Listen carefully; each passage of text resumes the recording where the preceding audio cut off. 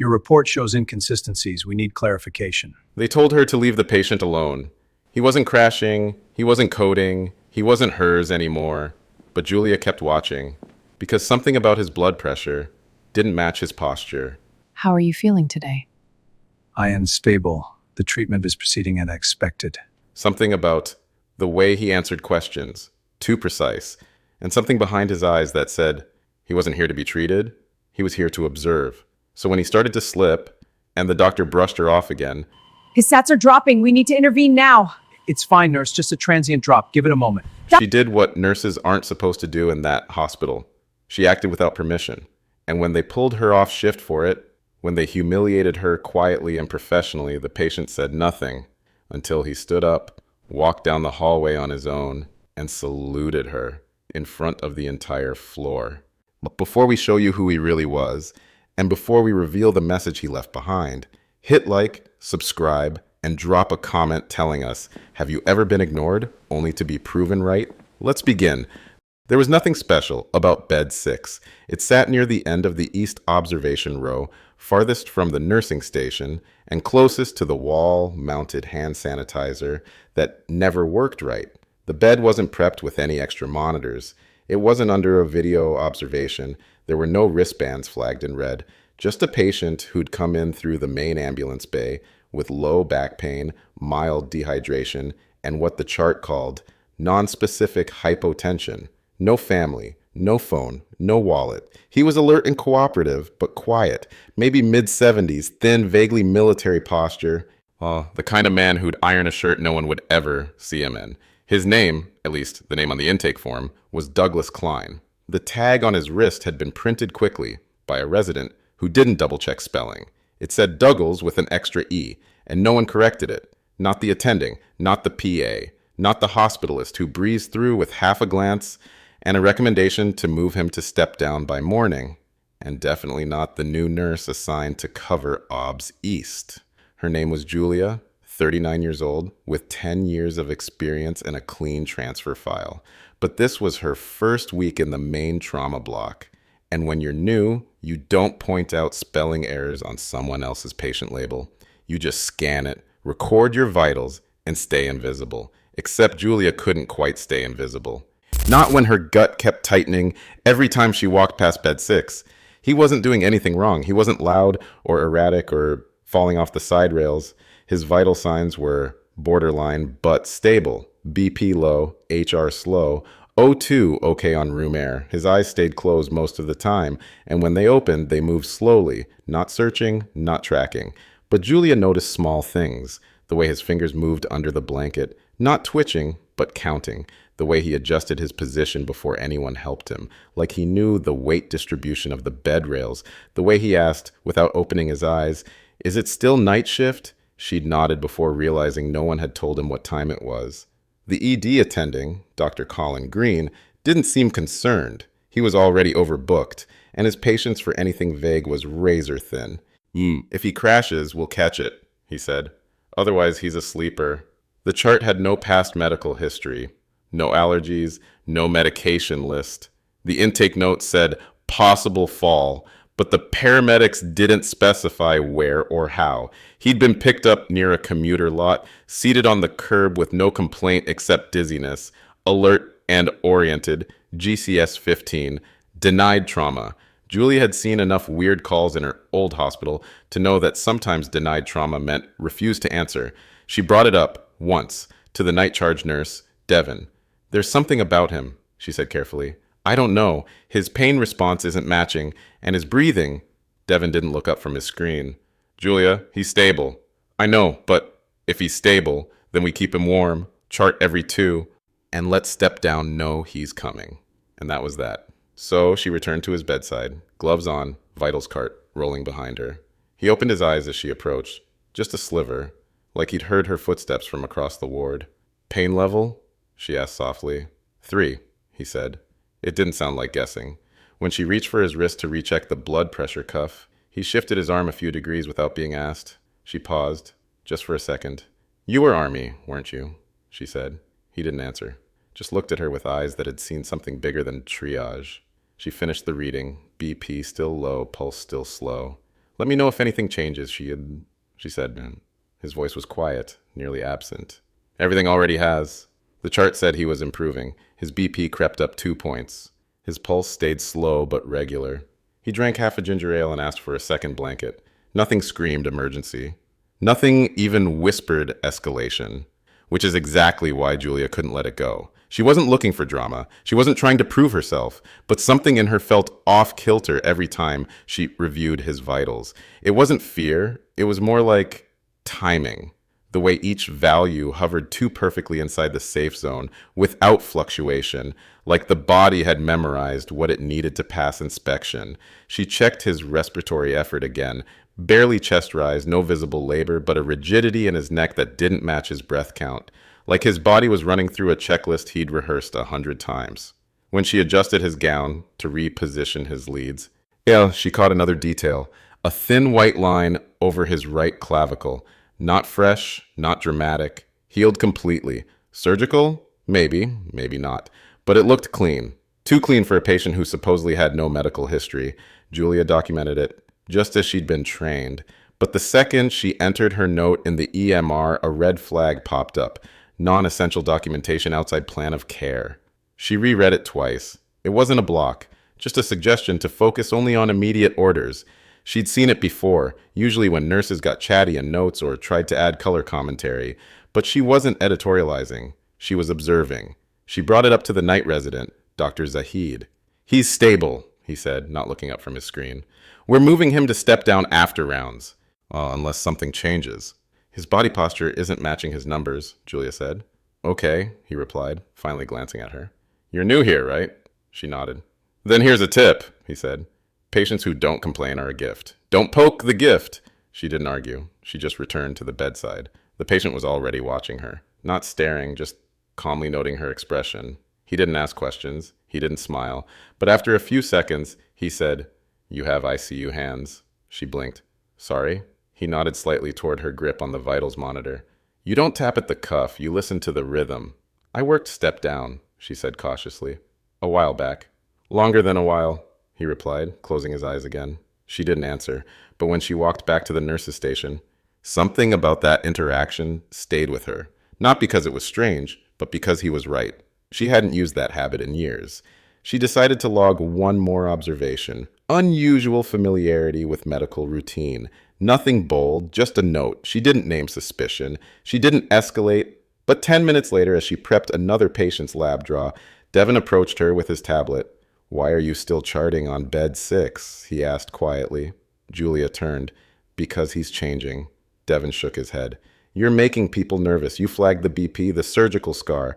Now his language patterns? He's not a regular patient," Devin sighed. "He's 72, stable, and due for discharge to step down."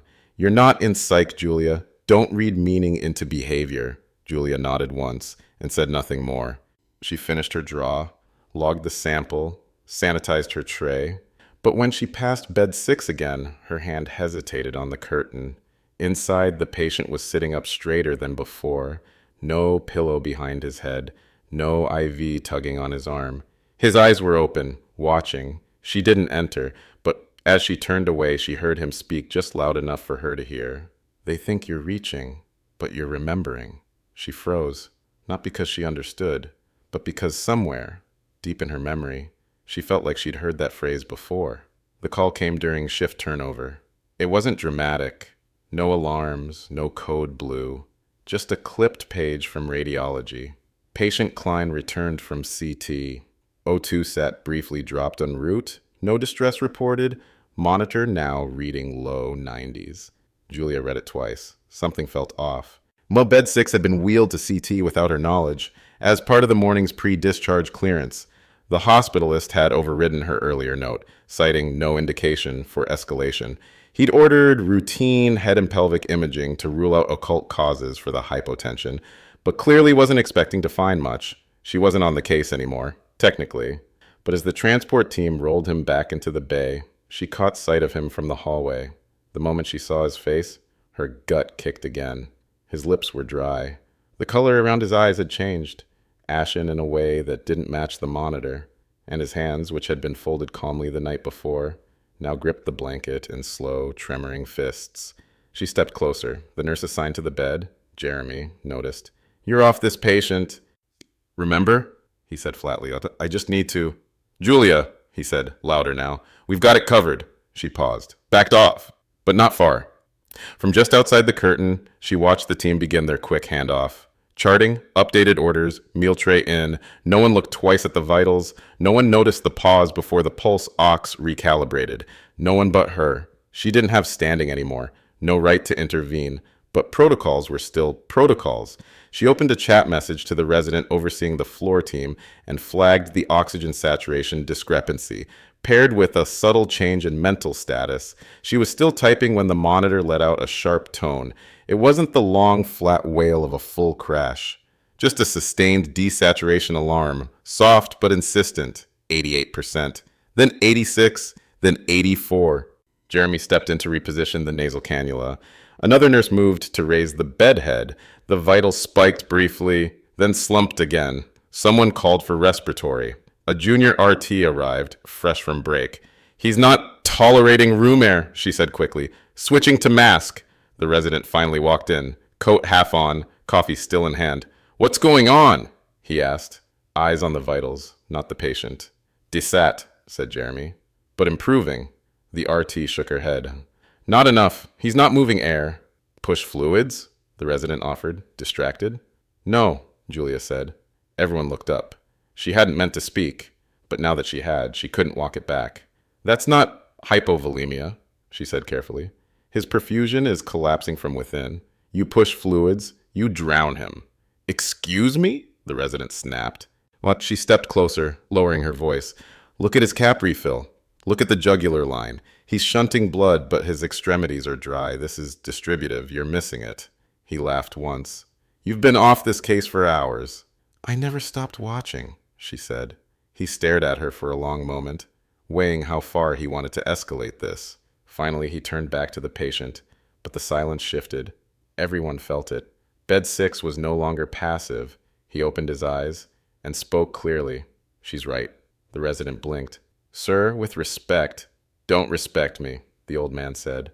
"Just listen." It was the clearest he'd spoken since admission. A breath passed. Then he started to cough, dry at first, then ragged. His oxygen saturation nosedived. 81, called the RT. Julia moved. Not like a hero, not fast. Looked just clean. She grabbed the bag valve mask from the wall, attached O2 at 15 liters, and elevated his head without asking. "Bag now," she said quietly to the RT. Q5 with recheck. The RT obeyed. The resident hesitated, fighting protocol, ego, and gravity. And lost. "Order broad spectrum, hang a liter wide open," he muttered, writing fast. "Notify ICU." Julia didn't say a word. She was already documenting what she'd done.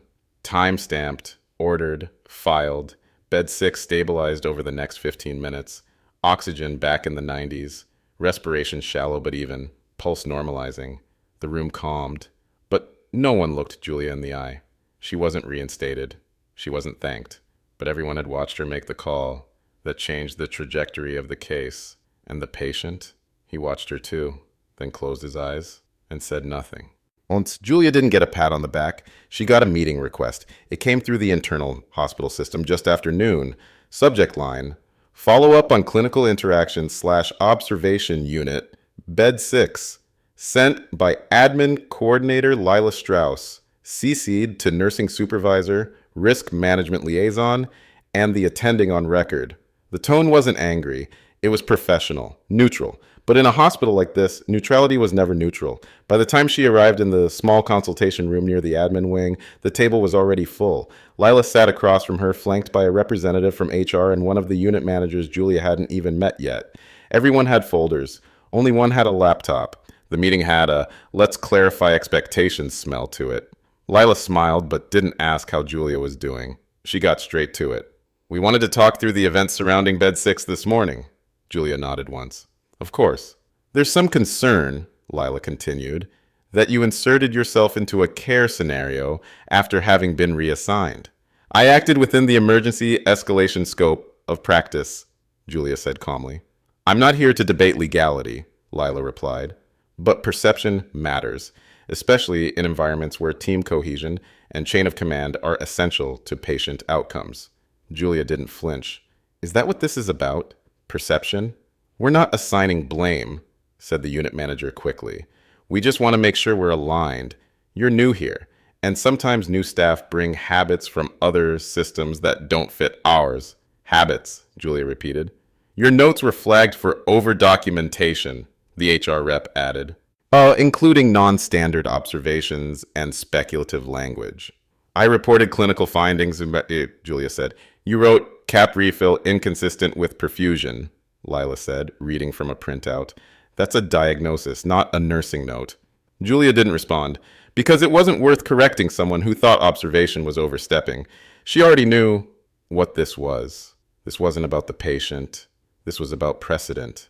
She had moved when others hadn't. She'd drawn attention to a misjudgment that nearly endangered a life. And, in the quiet calculus of liability management, that made her unpredictable. The meeting ended with no formal action, no suspension, no write-up. But by the time she returned to the floor, her badge clearance had been downgraded by 1 level. Her access to certain med rooms revoked pending review. And most telling of all, her schedule had been updated. No more observation unit. She was reassigned to clerical float for the remainder of the week. A placeholder role, no patients, no interventions. Good to have you back in Central, said the day shift clerk with a smirk when Julia showed up at the front desk. She didn't react, didn't explain, didn't apologize, just took the new assignment, logged into the terminal, and began reviewing discharge paperwork like none of it mattered. But it did. Behind her, the observation unit ran as if nothing had happened. The attending never acknowledged her role in stabilizing bed 6. The resident moved on to his next case. The nurses rotated. The machines beeped. The whole place resumed its rhythm. Except one thing had changed. At 4:17 p.m., a transport tech wheeled an empty gurney past the desk toward observation. It came back without the patient. Bed 6 was gone. Not discharged, not logged, just gone. Julia didn't see him leave. No official transfer, no discharge summary, no transport tag, just a blank line in the census update and an empty bed with fresh sheets. She didn't ask. She was still on float duty, scanning forms, filing discharge packets, checking insurance codes, a non-clinical role in a clinical body, like a lung told to stop breathing and sort paperwork instead. The nurses on her old shift didn't say much. One muttered something about special clearance. Another guessed maybe he'd been VA. None of them looked at her for long. By mid-afternoon, the floor had moved on. New admissions came in. Fresh traumas rotated through the bay.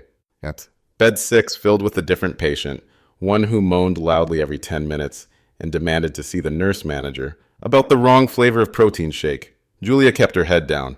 At 5:20 p.m., as the sun dipped behind the east wing, she stood at the far end of the main hallway, logging out of her terminal. The corridor was unusually quiet. For a few seconds, all she heard was the dull hum of ventilation and the soft knock of a cartwheel hitting tile. Then, behind her, a cough. Not urgent, not painful, just enough to be noticed. She turned. There, 50 feet away, stood the man from bed 6. No 4, no monitor, dressed in the same plain shirt and hospital socks, his posture slightly bent but balanced, not like a discharged patient walking out, more like someone arriving. Behind him, 2 hospital security officers stood motionless. Not flanking him, not escorting, waiting. And as Julia stared, he stepped forward, not quickly, not unsteadily, but with intent.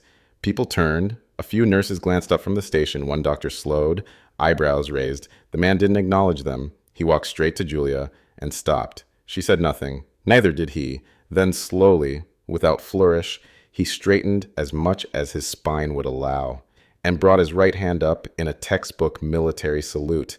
Not a wave, not a thank you, a full formal gesture, fingers aligned, thumb hidden, elbow locked, the kind taught once and never forgotten. It was silent in the hallway, utterly silent, no beeping, no chatter, no motion. Julia didn't move. Didn't return it, didn't break eye contact. Then he dropped his hand, stepped back half a pace, and said quietly, louder than it needed to be, she was the only one in the room who acted like someone might die. A few people shifted behind him. A chair squeaked. Someone inhaled too loudly. From the far side of the corridor, an older doctor, the kind who rarely left their office, walked up. His badge read, Director Clinical Operations. He looked confused, and then, watching the scene, wary. Sir, he said carefully, addressing the man, are you cleared to be here? The man didn't look at him. I'm retired. I understand, but she's not, the man interrupted, nodding toward Julia. The director blinked. Excuse me? She didn't retire, the man said. She didn't walk away. She stepped in when the math got too hard for everyone else. And then you pulled her off rotation. The director's face flushed. He opened his mouth, but no words came out. The man turned slightly, just enough to address the nearby staff without raising his voice. If she hadn't acted when she did, I wouldn't be standing here. That's not speculation. That's triage math. Your systems failed. She didn't. And then, like it was rehearsed, he took a half step back, nodded once to Julia, and walked away. Security didn't stop him. No one did. The hallway didn't burst into applause. No crowd gathered. The moment passed, like a held breath, slowly released. Julia remained standing at the terminal, fingers still resting on the keyboard. She didn't smile. She didn't move. But she did exhale. Once. And for the first time in 12 hours, she looked toward the observation unit, not to check vitals, not to log orders, but to see who was watching her now, because someone was. The building didn't know what to do with silence like that. The floor returned to motion slowly, nurses checking meds, phones ringing again, feet moving across his tile with awkward momentum. But something stayed in the air, like static before a storm. By the time Julia returned to the staff lounge, her ID badge still showed her float assignment. Her access had not been restored. No messages waited in her inbox. No one from senior admin had come to speak with her, but the stares had changed. Not pity, not judgment, recognition. At the nurse's station, Jeremy avoided her eyes. He shuffled a stack of forms twice, then said, Hey, about earlier. She didn't stop walking. Didn't know he added quickly, like it might still fix something. She didn't answer. In the observation unit, Dr. Zahid looked up from his monitor, then back down again. He didn't speak, but he didn't smirk either. That was new. Later that evening, the clinical director called a closed-door review. 5 people, no recording, no disciplinary record. Only 2 decisions were made. First, Julia's reassignment was reversed, effective immediately. Second, the resident who'd overridden her escalation request was placed on a 30-day documentation and supervision review. Not punitive, just procedural. That was how hospitals said, we saw what happened and we won't say it again. Julia received no formal apology, no statement in her file. But at the end of her shift, when she returned her logbook to admin and signed off her float duties, the administrative coordinator, Lila Strauss, stood and handed her a sealed envelope. No name on the front, just a folded note inside. The patient's official discharge destination is unavailable for security reasons. He departed in stable condition under private supervision. Beneath it, a second line. He left a message, said to tell you, you didn't miss anything. You noticed it. Julia read it once, then folded it back into the envelope and tucked it away in her pocket without a word. Downstairs, the lobby lights had already dimmed to night mode. She walked past the front desk, through the vestibule, and toward the staff lot. No one followed. But when she reached the exit doors, she heard a voice behind her. Quiet, familiar, the charge nurse from ICU. I saw what he did, she said. The salute. Julia didn't stop. I've been here 12 years, the charge nurse said softly. No one's ever saluted a nurse. Julia paused at the doors, turned halfway, then shrugged. He probably forgot who he was for a minute, she said. But the charge nurse shook her head. No, she said. I think he finally remembered. And that was the end of it. No medals, no headlines, just a hallway that wouldn't forget. 3 days passed before anything official happened. Julia didn't expect a change. She returned to her original shift on observation without comment, picked up charts without hesitation, and documented cleanly. No one questioned her authority aloud, but no one welcomed her back either. Respect, in places like this, never arrived in words. It arrived in the way people stood back. On her first day back, 2 things quietly changed. The charge nurse gave her the corner bed, the one closest to the monitors, the hardest to manage, and usually reserved for the most trusted RN. She handed Julia the keys without ceremony. That was the first change. The second came later, when Dr. Zahid stood across from her at the medication station. He didn't say anything, just passed her the updated medication orders with no condescension, no correction. He looked tired, maybe even embarrassed, but he handed them over without hesitation. It wasn't an apology, it was better. It was compliance. Julia made no mention of the past. She resumed her routine with the same steady cadence she'd always had. But her name, spoken quietly in morning huddles, began to carry weight. Not loud respect, just absence of doubt. That was how reputations worked in hospitals. No one says you were right. They just stop challenging you out loud. Later that week, risk management met again, without her. A memo went out across 2 departments. It wasn't addressed to staff. It wasn't even titled as a policy change, just a reminder memo about escalation rights, nurse-initiated protocols, and conditions under which interventional authority may be extended in cases of patient decompensation. The memo didn't mention Bed 6, it didn't mention Julia, but several staff looked up from their inboxes and directly at her when it landed. 2 days after that, the resident who had dismissed her was no longer on rotation in observation. Word around the break room was that he'd requested a transfer to outpatient consults. Julia didn't ask. The clinical director, Dr. Green, passed her in the hallway once. He paused, then nodded. Not a greeting, a signal. We see you now. There was no plaque, no written commendation. But when the trauma team debriefed a near miss the following Friday, one of the instructors made a passing reference. Sometimes the most dangerous thing in a case isn't the bleed, it's the assumption. You overlook the one person in the room who's not performing. They're usually the one paying attention. Everyone knew who he meant. Julia just kept filling out her chart. By Sunday, it was like nothing had happened. New admits, new codes, new faces, except when one of the interns got flustered during a hectic hour and fumbled a med pass. The supervising nurse didn't call the attending. She called Julia. The mistake was corrected in 30 seconds. The intern apologized twice. Julia didn't raise her voice, didn't shame him. She just corrected the dose, documented it, and said, "Go get water. Come back when your hands stop shaking." And something in the room shifted, because you don't take leadership. Nah, you just behave in the way that makes other people hand it to you. The next Monday felt like any other. Julia clocked in 5 minutes early, her badge scanned without resistance. She checked the board, grabbed a fresh pen, and tucked her stethoscope behind her collar. No one made a fuss. That was the point. Hospitals don't pause for closure. They don't light candles or write endings. They move forward because someone has to.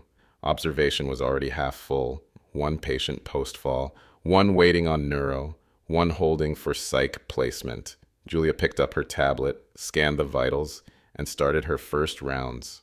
At 10:32 a.m., a woman from Central Records arrived with a box of old files, paper charts from the pre-EMR days being digitized. She didn't look at Julia as she set them down, just muttered, "Left this for you," and walked away. Inside the box, on top of a manila folder, sat a small envelope. No name, no address, just 1 phrase written in a clear, disciplined hand. "No one saw you come in, but we saw who left."